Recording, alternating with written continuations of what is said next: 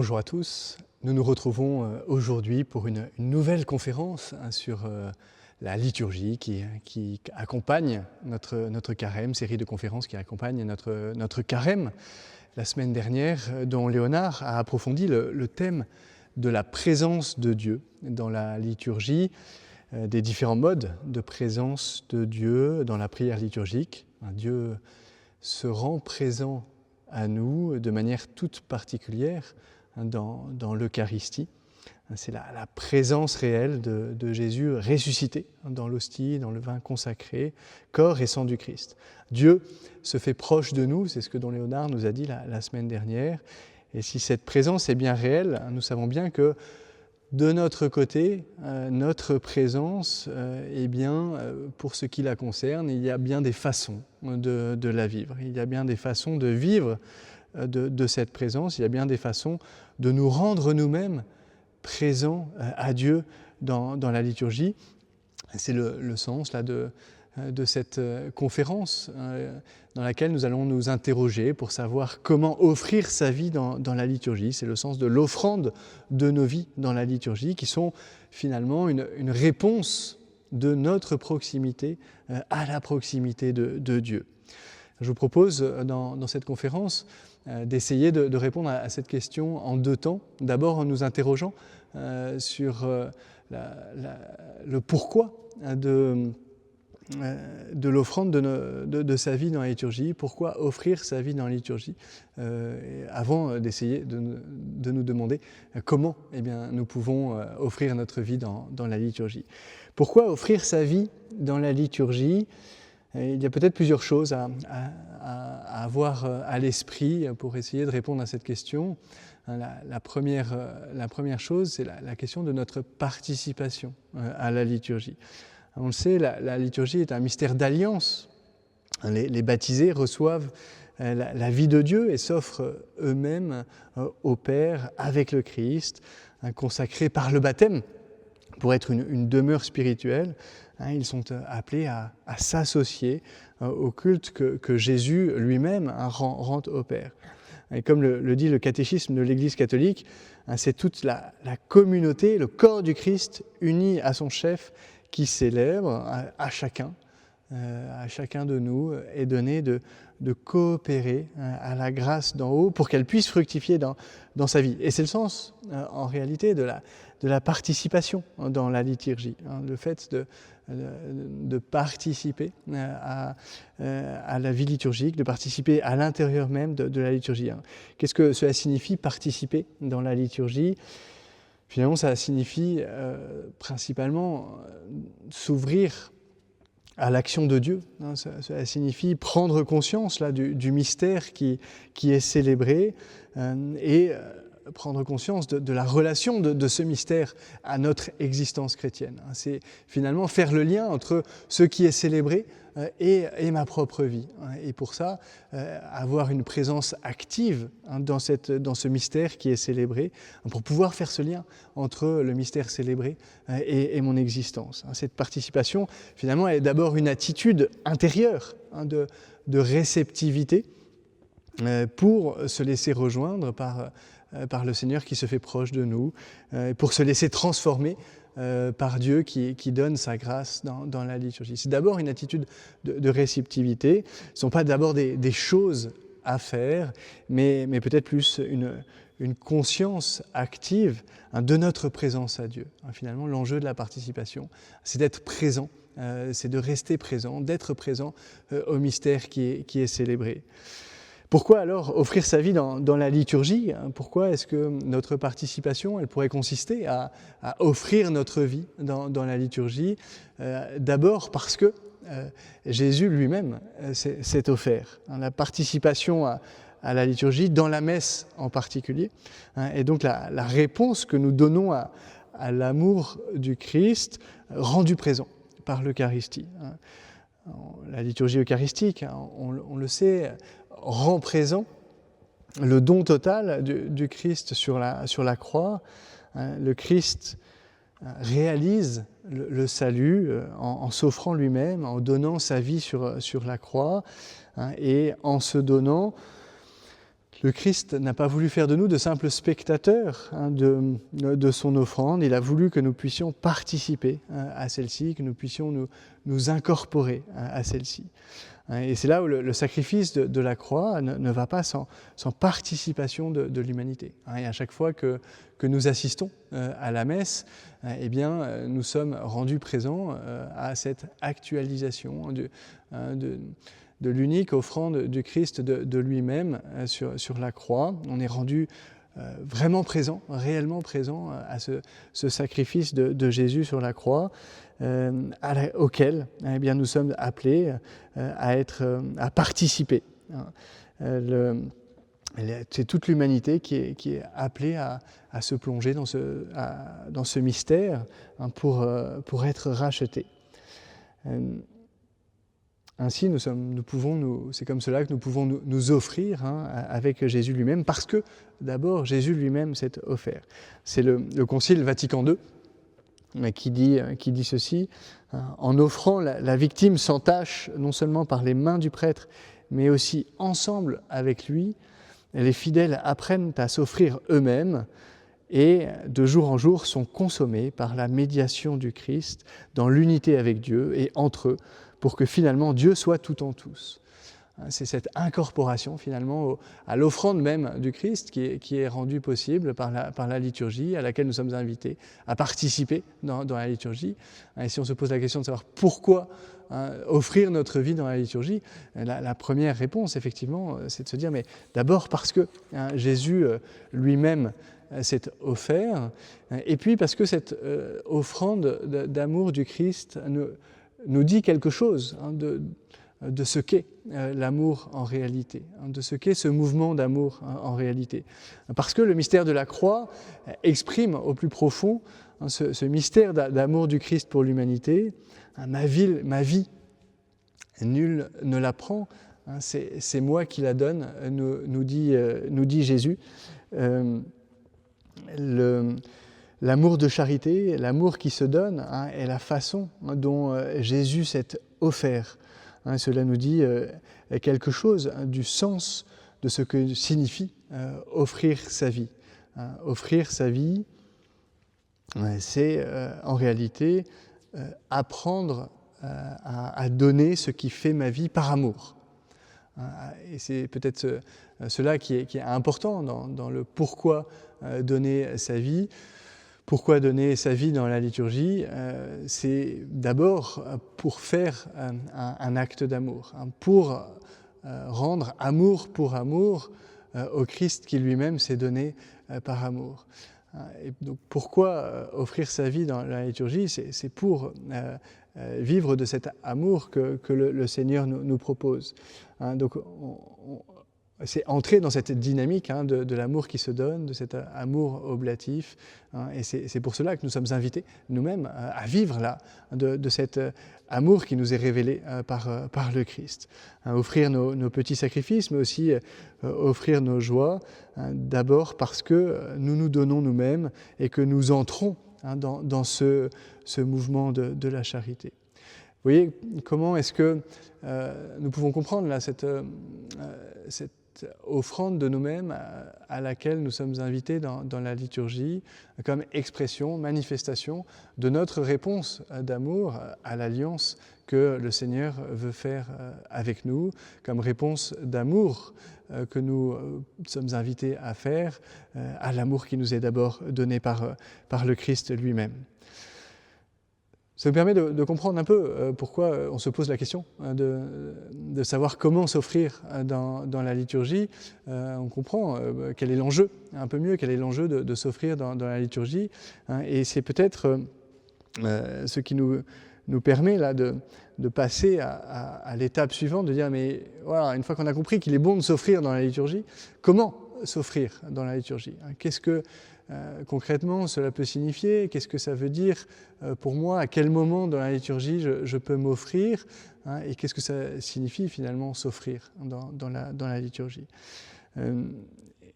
Finalement, on comprend mieux pourquoi la liturgie nous invite à nous offrir, à offrir nos vies et à répondre à cette invitation qu'on retrouve chez saint Paul dans la lettre aux Romains. Je vous exhorte donc, frères, par la tendresse de Dieu, à lui présenter votre corps, votre personne tout entière, en sacrifice vivant, saint, capable de plaire à Dieu.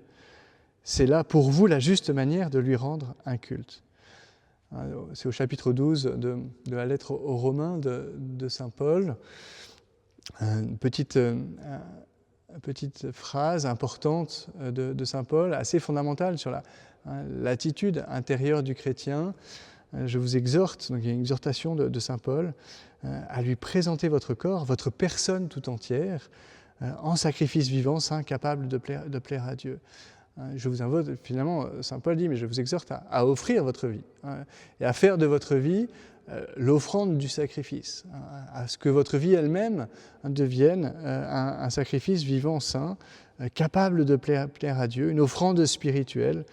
Et c'est là pour vous une juste manière de lui rendre un culte. Saint Paul fait le lien là entre l'existence même du chrétien, ce qui fait sa vie, votre personne tout entière, votre corps, et le culte rendu à Dieu. Et finalement la liturgie à laquelle le chrétien participe. Il fait lui-même ce lien entre l'offrande de nos vies et le culte rendu à Dieu, ce qui nous permet peut-être de dire, mais à quel moment dans la liturgie, eh bien, il est possible de faire de notre vie cette offrande spirituelle, ce sacrifice vivant, saint, capable de plaire à Dieu.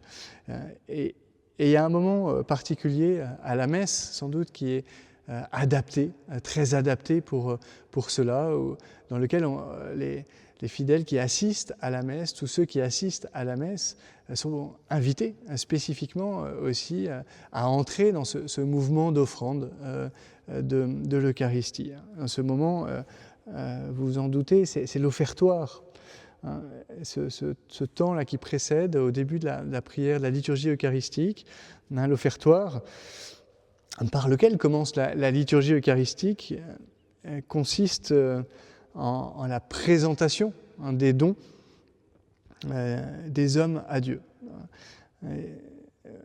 C'est la présentation du pain, la présentation du vin, que le prêtre élève avec une prière de bénédiction, qu'il élève et qu'il présente à Dieu. Et c'est sans doute cette partie de la messe là qui ressemble le plus à la pratique sacrificielle de l'Ancien Testament, par laquelle l'homme se dépouille de certains de ses biens pour les offrir à Dieu en hommage, pour les lui sacrifier. C'est une dimension là qui ressemble au culte ancien. Et dans la messe, ce geste est d'autant plus important que c'est dans ces dons-là que l'unique sacrifice va être rendu présent. Et dans la liturgie de la messe, les fidèles sont appelés à participer dans ce moment de l'offertoire. Une participation même dans la liturgie elle-même qui est prévue au moment de l'offertoire, participation que vous connaissez, en fait, qui prend trois formes dans l'offertoire. D'abord, les fidèles sont invités à participer par l'offrande qu'ils font et qu'ils prennent sur leur propre bien dans la quête, qui s'associe, qui est associée à l'offertoire, à l'offrande de l'autel. L'offrande de la quête aussi a cette dimension-là. Mais il y a aussi la possibilité de participer lorsque c'est prévu.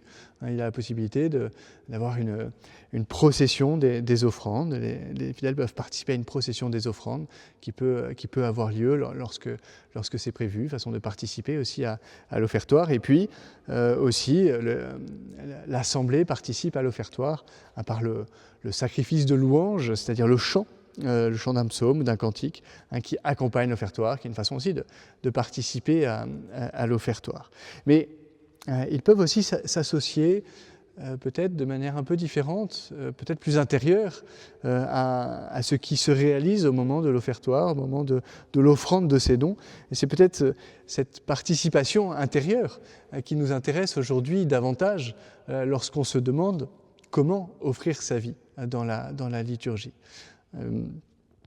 Dans l'exhortation apostolique Sacramentum Caritatis, qui était paru en 2007, le pape Benoît XVI parlait ainsi de l'offertoire. Il disait ceci sur l'offertoire. Il disait dans ce geste humble et simple se manifeste en réalité une signification très grande. Dans le pain et dans le vin que nous apportons à l'autel, toute la création est assumée par le Christ Rédempteur pour être transformée et présentée au Père. Dans cette perspective, nous portons aussi à l'autel toute la souffrance et toute la douleur du monde, dans la certitude que tout est précieux aux yeux de Dieu. Vous voyez ce qui est intéressant dans la façon dont le pape Benoît XVI, dans cette exhortation apostolique, approche le moment de l'offertoire, la façon dont il l'approche. Il élargit l'offertoire, il élargit l'offrande qui est présentée au Père. C'est toute la création qui est assumée par le Christ, nous dit le pape Benoît XVI. Et puis, on porte aussi à l'autel, il y a l'idée de porter à l'autel toute la souffrance et toute la douleur du monde, dans cette certitude que tout est précieux aux yeux de Dieu. Mais il y a cette idée qu'avec l'offrande qui est présentée à l'autel, eh bien, nous pouvons apporter d'autres offrandes. Nous pouvons apporter tout ce qui fait notre vie.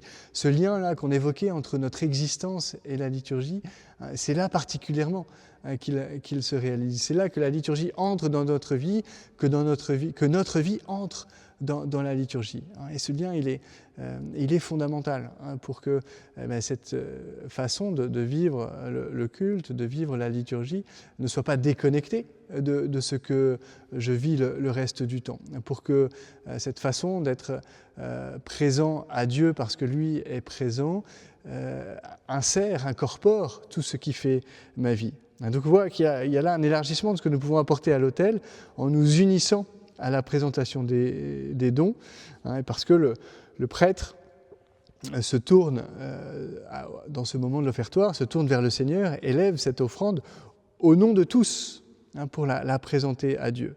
Le pain et le vin sont ainsi, et c'est là que le pain et le vin sont séparés de l'usage profane, disposés à devenir le corps et le sang du Christ.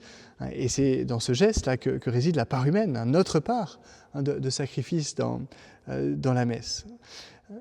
Et peut-être qu'on le comprend bien quand on voit dans la liturgie, quand on voit dans la messe le prêtre qui s'incline à l'autel, qui s'adresse à Dieu. Et dans la façon dont il s'adresse à Dieu, il inclut avec lui toute l'assemblée. Dans la nouvelle traduction, il dit « Le cœur humble et contrit, nous te supplions Seigneur, accueille-nous, que notre sacrifice en ce jour trouve grâce devant toi Seigneur notre Dieu ». Ce n'est pas simplement un acte de piété extérieure, mais nous sommes tous appelés à nous offrir avec nos offrandes comme hostie vivante. Et nous sommes tous incorporés là, effectivement, dans l'offrande que fait le prêtre des dons. Accueille notre sacrifice en ce jour. Que notre sacrifice en ce jour trouve grâce devant toi. Et juste après l'offertoire, nous avons cette nouvelle traduction aussi, que nous entendons de la bouche du prêtre. « Priez, frères et sœurs, que mon sacrifice, qui est aussi le vôtre, soit agréable à Dieu Tout-Puissant. » Mon sacrifice qui est aussi le vôtre. Cette participation, effectivement, par notre cœur, notre participation intérieure, par notre offrande, par l'offrande de nos vies, par l'offrande de nous-mêmes, à ce sacrifice qui est présenté à Dieu. D'où l'importance là que ce moment de la messe de l'offertoire soit particulièrement un moment recueilli, un moment priant, pour que chacun de nous puisse s'unir au prêtre dans cette oblation, dans cette offrande de nous-mêmes. Et on voit là effectivement le lien avec le pourquoi s'offrir. L'enjeu, c'est effectivement de nous offrir, d'entrer dans ce mouvement d'offrande de nous-mêmes, d'offrande de nos vies. Et c'est ainsi que nous pouvons apporter à l'autel ce qui fait notre vie, ce que nous portons lorsque nous sommes arrivés à la messe. Nous sommes arrivés avec nos soucis, avec nos joies, avec nos peines, nos inquiétudes, quelquefois nos angoisses. C'est sans doute à ce moment-là que nous pouvons déposer sur l'autel, déposer au prêtre qui offre cette offrande à Dieu, déposer tout ce qui fait notre vie pour entrer dans ce mouvement d'offrande et d'oblation. Bien sûr, notre petite offrande sera toujours disproportionnée par rapport à Dieu. Et bien sûr, c'est toujours le Christ qui est l'unique médiateur, qui est celui qui nous donne d'avoir part à son salut en se rendant présent dans l'Eucharistie pour que nous puissions nous nourrir de lui. Bien sûr que c'est lui qui réalise ce sacrifice. Mais cela ne nous empêche pas, effectivement, d'y apporter notre part, d'y offrir nos vies, de nous associer à ce sacrifice du Christ en offrant notre vie, en déposant ce qui fait notre vie.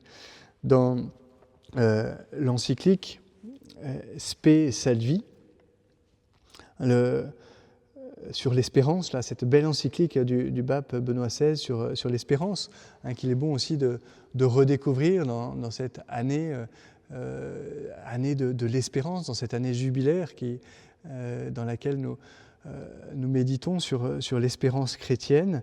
Dans cette belle encyclique, le pape Benoît XVI rappelle l'importance d'offrir ses joies et ses peines. Dans cette encyclique,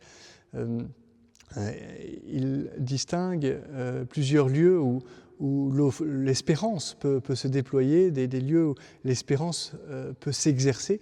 Bien sûr, il y a la prière qui est le premier lieu dans laquelle l'espérance se déploie, la prière de demande en particulier, qui est une expression, une manifestation de l'espérance en Dieu.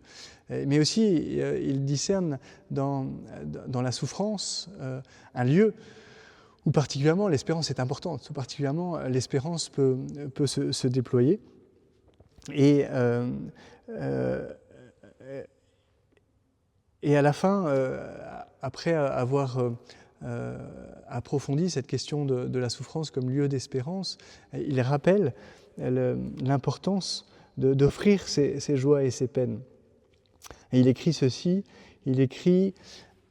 la pensée de pouvoir offrir les petites peines du quotidien qui nous touchent toujours de nouveau comme des piqûres plus ou moins désagréables, leur attribuant ainsi un sens, était une forme de dévotion, peut-être moins pratiquée aujourd'hui, mais encore très répandue il n'y a pas si longtemps. Cette idée d'offrir les petites peines du quotidien, celles qui nous piquent, qui reviennent régulièrement, qui font partie de nos soucis récurrents, qui nous font souffrir un peu aussi chaque jour, cette pratique de les offrir, de les orienter à Dieu, en faisant cela, en donnant aussi une forme de sens à ce que nous vivons, est une dévotion finalement que le pape Benoît XVI encourage. Ça a un peu disparu, mais peut-être qu'il y avait de la valeur là-dedans. Et il continue en disant, que veut dire offrir à ce moment-là ? Ces personnes étaient convaincues de pouvoir insérer dans la grande compassion du Christ leurs petites peines, qui entraient ainsi d'une certaine façon dans le trésor de compassion dont le genre humain a besoin. De cette manière aussi, les petits ennuis du quotidien pourraient acquérir un sens et contribuer à l'économie du bien, de l'amour entre les hommes.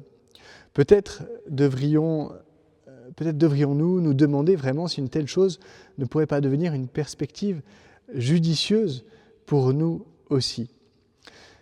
Finalement, il expliquait un peu par là ce que signifie s'offrir ou offrir sa vie, en disant notamment offrir ses peines en particulier. Offrir ses peines, c'est les faire entrer finalement dans la grande compassion du Christ. Les insérer dans la grande compassion du Christ pour finalement faire grandir ce grand trésor de compassion dont nous avons tellement besoin. Et c'est comme ça, participer effectivement, s'insérer dans cette dans ce sacrifice lui-même du Christ, pour que puissent se déployer pleinement les fruits du don du Christ pour l'humanité, du don du Christ sur la croix. Et là, il y a peut-être quelque chose pour nous, peut-être aussi une façon de nous aider à comprendre comment nous pouvons offrir nos vies dans la liturgie, comment est-ce que nous pouvons entrer dans ce mouvement d'oblation, de don de nous-mêmes dans la liturgie, en offrant peut-être ces petites peines de la vie quotidienne, mais c'est aussi offrir les joies qui habitent nos vies, les joies, les offrir en sacrifice de louange aussi, un sacrifice de louange pour que ces joies participent aussi à la gloire de Dieu, une façon aussi de s'associer là au sacrifice de communion auquel nous sommes appelés. Voilà, pour peut-être un peu comprendre un peu mieux comment nous pouvons offrir notre vie, finalement participer à la liturgie en offrant nos vies dans la messe en particulier, pour pouvoir entrer dans cette communion à laquelle la liturgie eucharistique nous invite, puisque c'est bien comme cela que le Christ se rend présent à nous. En nous permettant de communier à sa présence réelle dans l'Eucharistie, et que cette communion puisse être le ferment à la fois d'unité et de charité qui habite toute l'assemblée, toute la communauté chrétienne. Et on voit que le fait de s'offrir dans la liturgie, là, n'est pas simplement un mouvement qui serait individuel pour mon propre salut, mais lorsque je m'offre dans la liturgie, finalement, je participe à tout ce qui est vécu dans l'assemblée à la messe, et j'entre dans quelque chose qui me dépasse pour pouvoir goûter cette communion avec le Seigneur, et cette communion que je partage aussi avec les autres baptisés qui sont présents dans la liturgie, qui assistent à la messe. Et donc là, il y a aussi un mystère très grand, que cette unité que réalise la messe elle-même dans cette communion effectivement au Christ, cette communion que nous partageons au Christ, et qui fait que tous nos actes d'offrande vont renforcer, vont approfondir ce lien de communion et de charité qui nous unit. Et c'est peut-être cela le sens que nous pouvons garder dans le fait de s'offrir dans la liturgie. Si nous offrons notre vie dans la liturgie, c'est pour à la fois nous laisser aimer par le Seigneur en participant, en recevant le fruit de son offrande, mais c'est aussi pour mieux nous aimer, pour mieux aimer et pour mieux nous aimer mutuellement. Et c'est bien le sens là, de cette offrande que nous faisons de nous-mêmes. Et cette offrande, elle est l'exercice de la charité, et elle est l'exercice, elle est la réalisation de cette unité entre nous. Voilà les quelques mots que je voulais vous partager sur cette idée-là de l'offrande de notre vie dans la liturgie, comment offrir sa vie dans la liturgie, comment l'offrande de cette vie est une façon de participer à la liturgie, une façon d'entrer dans ce mystère que nous célébrons, et une façon de toujours faire ce lien entre ce qui fait notre vie, notre existence, et le mystère qui est célébré. Je vous remercie